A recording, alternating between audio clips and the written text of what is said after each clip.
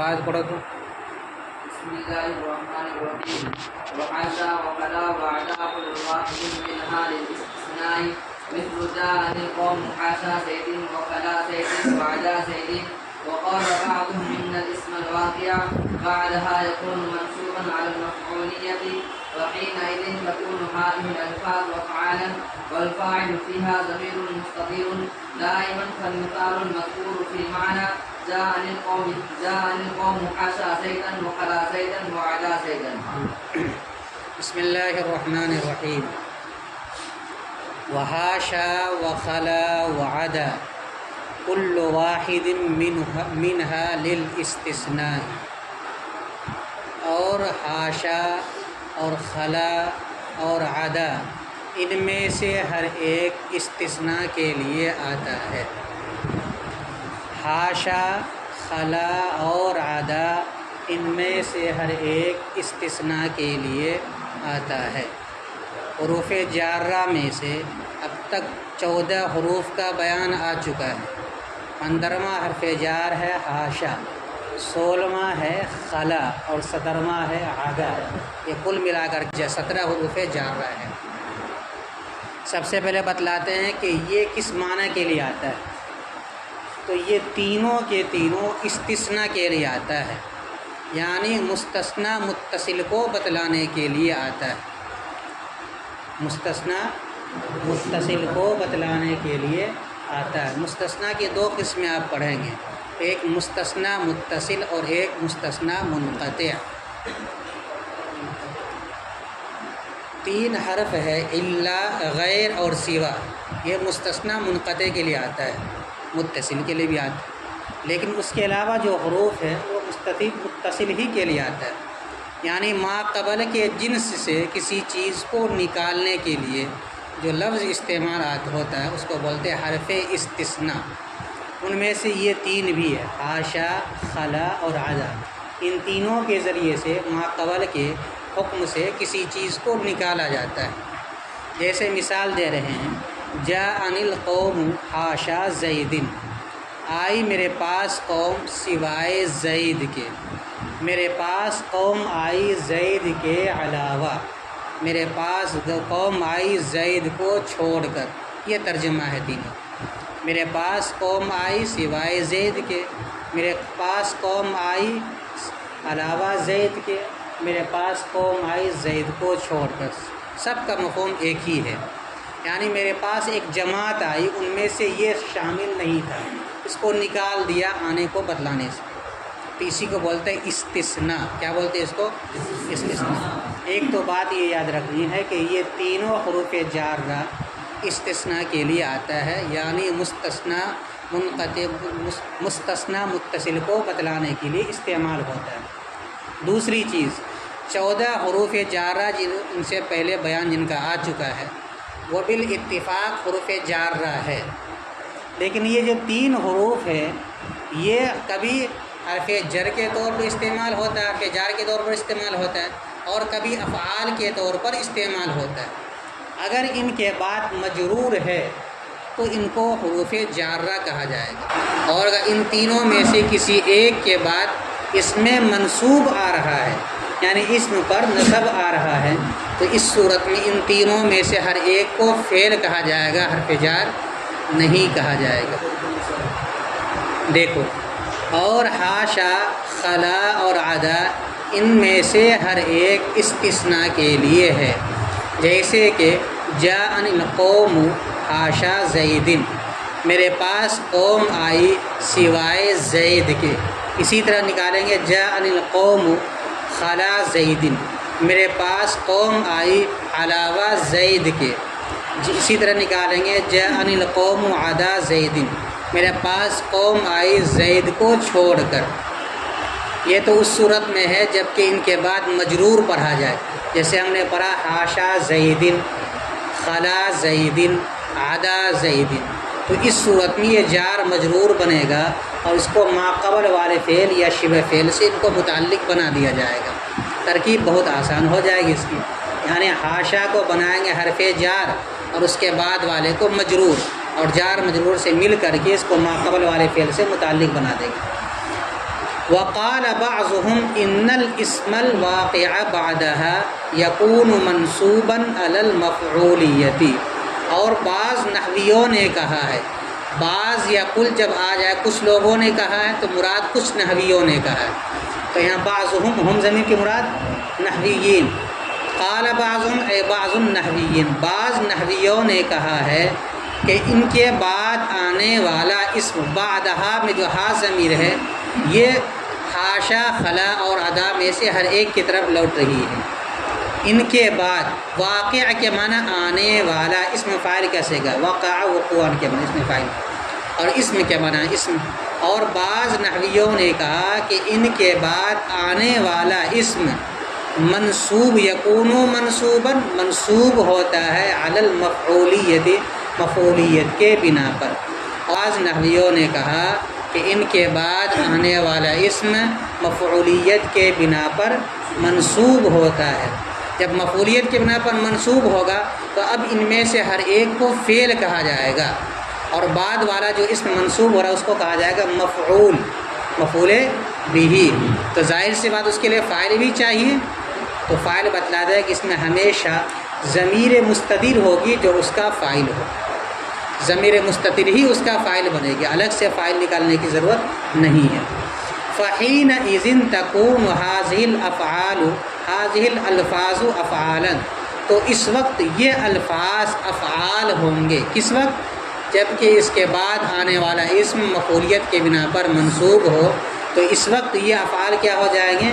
افعال ہو جائیں گے، تو اس وقت یہ الفاظ افعال ہوں گے۔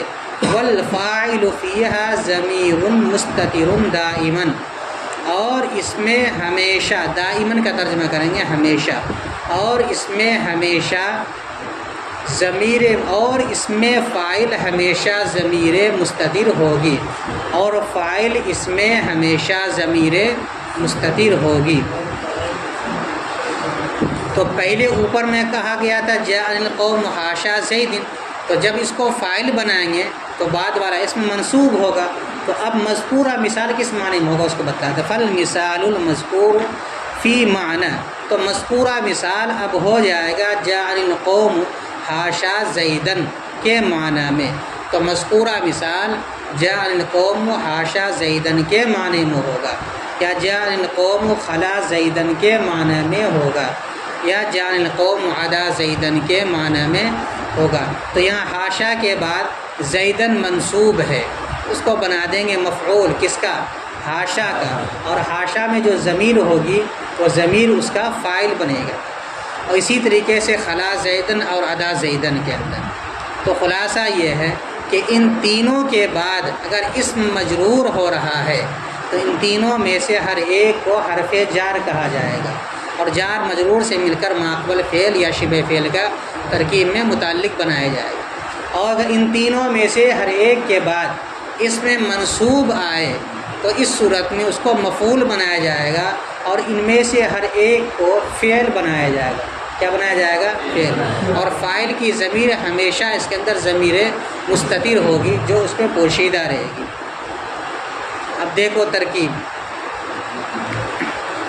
واو مستانفہ، حاشا لفظ حاشا معطوف علیہ، واو عاطفہ لفظ خلا معطوف اول، واو عاطفہ لفظ عدا معطوف ثانی، معطوف علیہ اپنے دونوں معطوفات سے مل کر مبتدا، کیا بنا دیں گے اس کو؟ مبتدا اول، کیا بنائیں گے؟ کل مضاف واحد موصوف من حرف جار، ہا ضمیر مجرور، جار مجرور سے مل کر ثابتن کے متعلق ہو کر واحدن کی صفت، موصوف اپنی صفت سے مل کر مضاف الیہ ہوا کل مضاف کا، لفظ کل مضاف اپنے مضاف الیہ سے مل کر مبتدا ثانی، کیا بنا دیں گے؟ لام حرف جار، الاستثنائی مجرور، جار اپنے مجرور سے مل کر ثابتتن کے متعلق ہو کر خبر، ثابتتن کے متعلق ہو کر خبر مبتدا ثانی کی، مبتدا ثانی اپنے خبر سے مل کر پھر خبر ہو جائے گی مبتدا اول کی، مبتدا اول اپنی خبر سے مل کر جملہ اسمیہ خبریہ ہوا۔ ٹھیک ہے، آگے کی ترکیب دیکھیں، مثل مضاف جاء فعل نون وقایا، نون یا ضمیر مفعول به مقدم، یا ضمیر مفعول به مقدم، القوم فاعل، القوم فاعل مؤخر، کیونکہ آنے کی نسبت قوم کی طرف کی جا رہی ہے تو قوم کو بنایا جائے گا ترکیب میں فاعل۔ فاعل کہا جاتا ہے ایسی اسم کو جس کی طرف فعل یا شبہ فعل کی نسبت کی جائے، تو قوم کی طرف آنے کی نسبت ہو رہی، اس لیے قوم کو کیا بنائیں گے؟ فاعل، اور یا ضمیر کو بنا دیں گے مفعول به مقدم، ضمیر منصوب متصل ہے۔ تو جاء فعل نون وقایا، نون وقایا، یا ضمیر مفعول به مقدم، القوم فاعل مؤخر، حاشا حرف جار، زید مجرور، جار اپنے مجرور سے مل کر متعلق ہوا جاء فعل کا، جاء فعل اپنے فاعل مؤخر اور مفعول به مقدم اور متعلق سے مل کر جملہ فعلیہ ہو کر معطوف علیہ، کیا بنا دیں گے اس کو؟ اسی طرح بعد والے جملوں کے شروع میں نکالیں گے، جاء القوم خلا زید، جاء القوم عدا زید، اسی طرح ترکیب کریں گے، جاء فعل نون وقایا یا ضمیر مفعول به مقدم، القوم فاعل مؤخر، خلا حرف جار، زید مجرور، جار اپنے مجرور سے مل کر متعلق ہوا جاء فعل، جاء فعل اپنے فاعل مؤخر مفعول به مقدم اور متعلق سے مل کر جملہ فعلیہ ہو کر معطوف اول، کیا بنا دیں گے؟ معطوف اول، واو عاطفہ، اسی طرح نیچے کی ترکیب، عدا زید اے جاء القوم عدا زید، اسی طرح ترکیب میں جاء فعل نون وقایا یا ضمیر مفعول به مقدم، القوم فاعل مؤخر، عدا حرف جار، زید جار اپنے مجرور سے مل کر متعلق ہوا جاء، جاء فعل اپنے فاعل مؤخر مفعول به مقدم اور متعلق سے مل کر جملہ فعلیہ ہو کر معطوف ثانی، معطوف علیہ اپنے دونوں معطوفات سے مل کر مضاف الیہ ہوا مثل مضاف کا مثل مضاف اپنے مضاف الیہ سے مل کر خبر ہو جائے گی، مثالھا مبتدا محذوف کے، مبتدا محذوف اپنی خبر سے مل کر جملہ اسمیہ خبریہ ہوا۔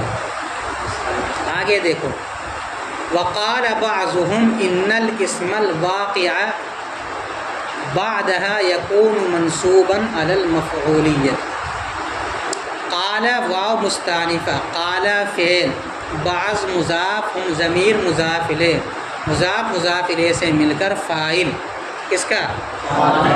قال فعل اپنے فاعل سے مل کر قول، کیا بنا دیں گے اس کو؟ قول، ان حرف مشبہ بالفعل، ان حرف مشبہ، الاسم موصوف، الاسم الواقع شبہ فعل، ہوا ضمیر اس کا فاعل، ہوا ضمیر اس کا بعد مضاف، ہا ضمیر مضاف الیہ، مضاف اپنے مضاف الیہ سے مل کر اس کو ترکیب میں بنائیں گے مفعول فی، شروع میں بتلا چکے ہیں، قبل اور بعد جہاں بھی آئے گا اس کو ترکیب میں کیا بناتے ہیں؟ مفعول فی۔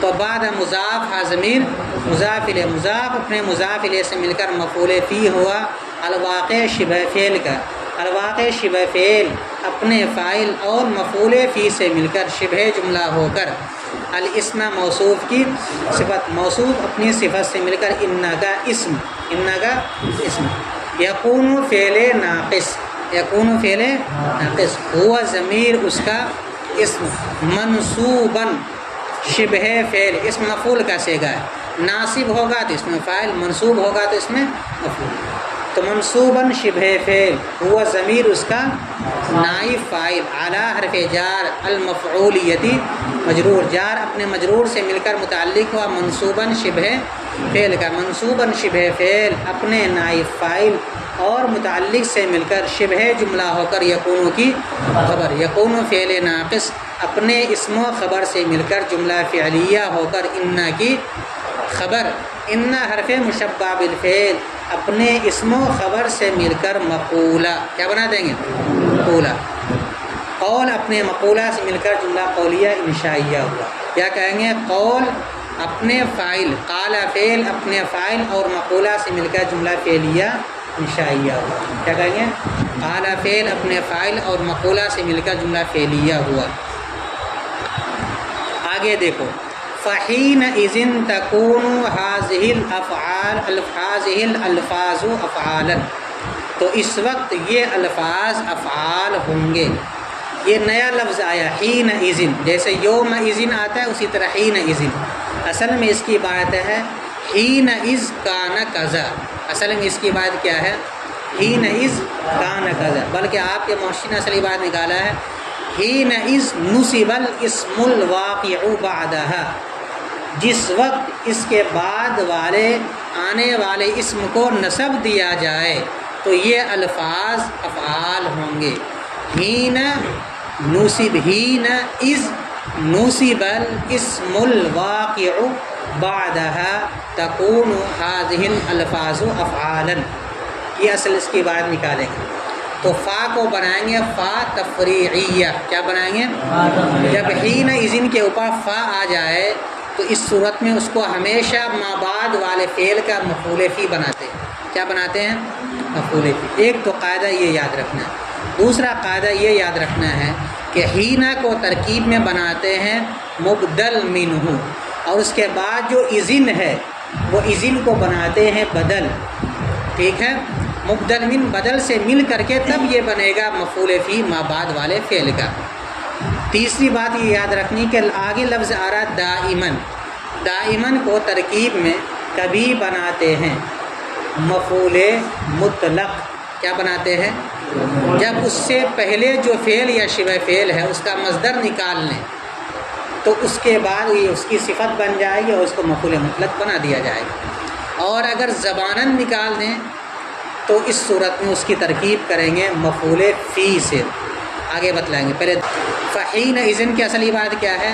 فحین اذ نصب الاسم الواقع بعدها، فحین اذ نصب الاسم الواقع بعدها، تو فحین فا تفریعیہ، حین مبدل منہ، اذ مضاف، نصب فعل مجہول، الاسم الواقع مرکب توصیفی ہو کر نائب فاعل، اور بعدہا کو مفعول فی بنا دیں گے نصیبہ کا۔ نصیبہ فعل مجہول اپنے فاعل، نائب فاعل اور مفعول فی سے مل کر جملہ فعلیہ ہو کر مضاف الیہ ہوا اذ مضاف کا، اذ مضاف اپنے مضاف الیہ سے مل کر بدل، کس سے؟ حین مبدل منہ سے، مبدل منہ اپنے بدل سے مل کر مفعول فی مقدم، کس کا؟ تکون فعل ناقص کا۔ حاضہ موصوف، الالفاظ اس کی صفت، موصوف اپنی صفت سے مل کر تکون کا اسم، اور افعال اس کی خبر۔ تکون فعل ناقص اپنے اسم و خبر اور مفعول فی مقدم سے مل کر جملہ فعلیہ خبریہ ہوا۔ آگے کی ترکیب، واو مستانفہ، الفاعل، الفاعل مبتدا، کیا بنائیں گے اس کو؟ مبتدا۔ یہ فیہا جو آ رہا ہے جار مجرور، اس کو متعلق بنائیں گے مستترن جو بعد میں آ رہا ہے، ٹھیک ہے؟ جار مجرور کو کبھی اپنے عامل سے پہلے بھی لے آتے ہیں اور کبھی بعد میں بھی لاتے ہیں، یہاں پہلے آ گیا تو ضمیرن کو بنائیں گے موصوف، کیا بنائیں گے؟ موصوف۔ مستترن شبہ فعل، مستترن شبہ فعل، وہ ضمیر اس کا فاعل، وہ ضمیر اس کا فاعل۔ اور دائمن کے بارے میں بتلایا کہ دو طرح کی ترکیب کرتے ہیں، اگر شبہ فعل یا فعل جو اس سے پہلے آ رہا ہے اس کا مصدر نکال لیں تو یہ مفعول مطلق بن جائے گا۔ مستترن استتارن دائمن، ہمیشہ پوشیدہ ہوتی ہے، ضمیر ہمیشہ پوشیدہ ہوتی ہے، تو استتارن مصدر اگر نکال لیں گے تو استتارن موصوف اور دائمن اس کی صفت، موصوف اپنے صفت سے مل کر یہ ہو جائے گا مفعول مطلق، کس کا؟ مستترن شبہ فعل۔ اور دوسری ترکیب کرتے ہیں زمانن دائمن، ہمیشہ، تو موصوف صفت سے مل کر اس کو بنا دیں گے مفعول فی، تو اصل عبارت پھر ہوگی ضمیر مستترن زمانن دائمن، دائمن جہاں بھی آئے عبارت میں یہی دو ترکیب کرتے ہیں۔ اگر اس کا موصوف نکال لیں زمانن تو ترکیب میں بنائیں گے مفعول فی، اور اگر اس کا صرف موصوف نکال لیں ما قبل والے فعل کا مصدر یا شبہ فعل کا مصدر تو ترکیب میں اس کو بنائیں گے مفعول مطلق، ٹھیک ہے؟ اور تیسری بھی ترکیب کرتے ہیں کہ ضمیر جو فعل یا شبہ فعل ہے اس کے ضمیر سے اس کو حال بنا دیں۔ بہرحال یہاں ہم ایک ترکیب کرتے ہیں، وا مستانفہ الفاعل مبتدا، فی حرف جار ہا ضمیر مجرور، جار اپنے مجرور سے مل کر متعلق مقدم ہوا مستتر شبہ فعل کا، ضمیر موصوف مستتر شبہ فعل ہوا ضمیر اس کا اسم، دائماً صفت، استتارن مصدر موصوف کی، استتارن مصدر موصوف اپنی صفت سے مل کر مفعول مطلق ہوا مستتر شبہ فعل کا، مستتر شبہ فعل اپنے فاعل اور مفعول مطلق اور متعلق سے مل کر شبہ جملہ ہو کر الفاعل مبتدا کی خبر، مبتدا اپنی خبر سے مل کر جملہ اسمیہ خبریہ۔ آگے دیکھو فا تفصیلیہ، فا تفصیلیہ المثال موصوف، المذکور اس کی صفت، موصوف اپنی صفت سے مل کر مبتدا، موصوف اپنی صفت سے مل کر کیا بنا دیں گے اس کو، فی حرف جار معنی مضاف، جاء القوم حاشا زیدن و خلا زیدن، جاء فعل نون وقایا یا ضمیر مفعول به، القوم کو یہاں بنائیں گے ذوالحال، کیا بنائیں گے، القوم کو کیا بنائیں گے ذوالحال، حاشا فعل ہوا ضمیر اس کا فاعل، زیدن مفعول به، حاشا فعل اپنے فاعل اور مفعول به سے مل کر جملہ فعلیہ ہو کر قوم سے حال، ذوالحال اپنے حال سے مل کر جاءنی کا فاعل مؤخر، جاء فعل اپنے فاعل مؤخر اور مفعول به مقدم سے مل کر جملہ فعلیہ ہو کر معطوف علیہ، اور جاء القوم خلا زیدن کو بنا دیں گے پورا جملہ کو معطوف اول، یعنی جاء فعل نون وقایا یا ضمیر مفعول به مقدم، خلا فعل با فاعل اور زیدن مفعول به، فعل اپنے فاعل اور مفعول به سے مل کر جملہ فعلیہ ہو کر حال، اس سے القوم ذوالحال سے، ذوالحال اپنے حال سے مل کر فاعل مؤخر، فاعل مؤخر جاء فعل اپنے فاعل مؤخر مفعول به مقدم سے مل کر جملہ فعلیہ ہو کر معطوف اول، واو عاطفہ، یہاں بھی اصل عبارت نکالیں گے جاء القوم عدا زیدن، جاء فعل نون وقایا یا ضمیر مفعول به مقدم، القوم ذوالحال، عدا فعل با فاعل زیدن مفعول به، فعل اپنے فاعل اور مفعول به سے مل کر جملہ فعلیہ ہو کر حال، القوم ذوالحال سے، ذوالحال اپنے حال سے مل کر فاعل مؤخر اس کا جاء فعل کا، جاء فعل اپنے فاعل مؤخر اور مفعول به مقدم سے مل کر جملہ فعلیہ ہو کر معطوف ثانی، معطوف علیہ اپنے معطوف سے مل کر، معطوف علیہ اپنے دونوں معطوفوں سے مل کر، مضاف الیہ ہوا معنی مضاف کا، معنی مضاف اپنے مضاف الیہ سے مل کر مجرور ہوا فی حرف جار کا، فی حرف جار اپنے مجرور سے مل کر متعلق ہوا ثابت شبہ فعل کا، ثابت شبہ فعل اپنے فاعل اور متعلق سے مل کر شبہ جملہ ہو کر المثال المذکور مبتدا کی خبر، مبتدا اپنی خبر سے مل کر جملہ اسمیہ خبریہ ہوا۔